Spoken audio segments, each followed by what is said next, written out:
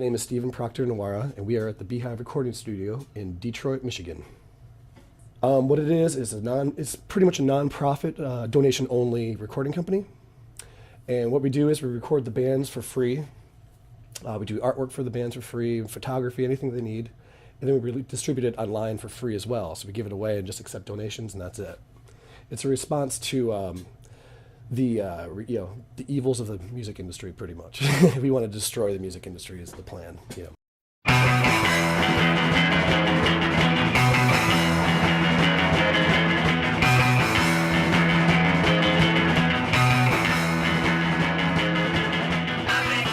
I am very grateful for the experiences we had in Electric Six, and it was a lot of fun. And played on the Top of the Pops and Jules Holland, and had a great time. And but then afterwards, we got the bill. The only free dinner you get is the one before you sign the contract. After that, everything comes out of your pocket. So we were taking around, champagne and dinners and meeting fancy people. Where we got to record at the Beatles room at Abbey Road. And that was thrilling. All this great stuff. But then you realize that really what the music industry is, it's a bank. And when you get a band together, they loan you money. And the more fans you get, the more guarantee they have. So the next album you put out, they'll give you more money, but all of it has to be paid back. The only stipulation is if you break up and you end your career, you don't have to pay it back. So that is how the music industry works. And to give you a perfect example of how corrupt it is, most people think that when they pay for music online, they're doing a good thing. And they are, because some money does go to the band, but for every record sold, the band gets 4 cents. 4 to 6 cents is a good major label deal in America. So the real money that's been never made is through publishing, merchandise, and concert sales. And now the music industry is trying to take that money as well. My very first bar I went to in Detroit was the Old Miami. And I remember they had a jukebox there, and number 136 was the Nervo Beats. And I used to play that religiously over and over again, and everyone in the bar started getting really upset with me for playing it all the time. And then I found out it was a local band, and my mind was blown. And then I found out they were still around, except they were now called Rocket 455. And I immediately was just the hugest fan in the world. And so when they asked me to play in the band, I was ecstatic. And that was just a doorway into the city of Detroit, the music of Detroit. And so from there, I started to hang out and started getting introduced to all these different people. And at the time, everyone was like in kind of like their little cliques and stuff like that. But now it's all become this big, gigantic thing, which I love. So that was my introduction to Detroit music. And I personally feel that Detroit music is the best in the world. I think in America, you have New Orleans, and then you have Detroit. It's not New York and LA. It's New Orleans and Detroit, as far as I'm concerned. And I hope more people have that same opinion once they hear more of the music coming out of Detroit, and that's what I'm trying to do with Beehive.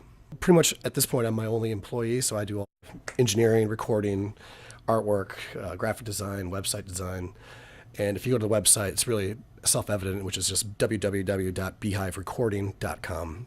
And but yeah, if you go in there and there's a top 10, so once your band gets released, you get to see the downloads happen in real time. So you get to see like the top 10, you get to see the singles jump up and down, which is pretty neat. It reminds me of watching the stock exchange or something like that, except it's for music. So it's a lot of fun. I really enjoy it. The recording's free. That's a big thing right there. The distribution's free. And it's more of a community effort. And so I like to think that when people record here, they get a quality product at the end of the day. I don't think you can actually call it a product because you're not selling anything, but I think that the band's it's an incentive, and people get to hear music, and so it's really exciting for me when you go to a concert and I see, like, for example, Eric Vila and the Vista Marias. He had a concert the other day, and I saw people in the audience singing along to the words. Now, that would not have happened if he did not release the music through Beehive. I guess that's true. He could have done it with another label, but this is instant.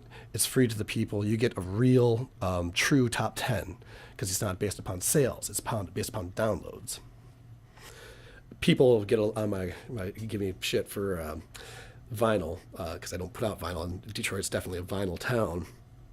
But my only thing is like it's not very cost effective. For you do all this work for literally nickels and dimes, pretty much.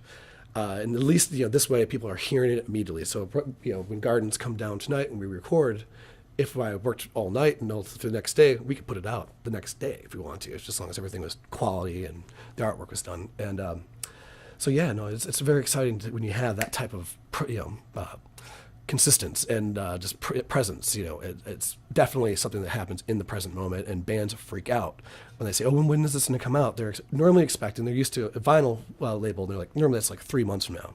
It's like, oh, that's coming out on Wednesday, and people's jaws drop, and they're like, Wednesday, and like you see them get like kind of unsure of themselves in a way, and but excited. And then once they hear everything, and if they like it, then they get really excited. I have not had any complaints from a band as far as recording and all that, so I'd like to pat myself on the back for that one. I don't need a word, just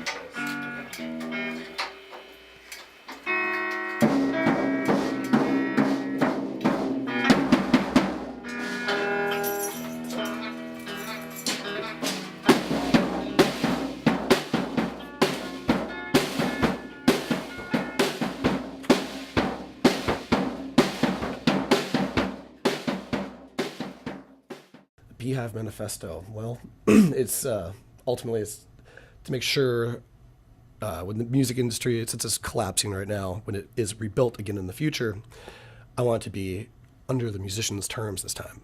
I don't see why a musician should be getting paid 4 cents a record, and that's split up between their managers, band members, and producers. I just think that's awful. So really, you're getting a musician for each record sold. You're getting not even a penny, under a fraction of a penny for each record sold, and I find that to be very insulting. Now, in order to get a contract, you have to do lots of bad things, and and then once you get the contract, they try to alter your sound, and I experienced this firsthand with Electric Six. It's one of those things where you can't have free creative music anymore. So the idea is to get that back, that spirit, rebuild the spirit of music, really. And we wanted to make it just very accessible to all the musicians in Detroit. And right now we have my computer programmer Vince, who's also the bass player in Gardens. He's just a great guy. We have some tricks up our sleeves, and unfortunately can't go into it right now. But it's going to be a very big thing, I hope. And that's the thing, is music should make you feel something. It should either make you dance, or laugh, or pound your fist in there, or cry, or just feel something. If it doesn't have that, then what's the point of it? I don't understand. I don't like intellectual music. I think, prog rock, even though I do like some prog rock, it's intellectual rock. It's like, who cares? I don't want to sit there and go, that's interesting. I want to feel it. That's, I think, what music is supposed to do.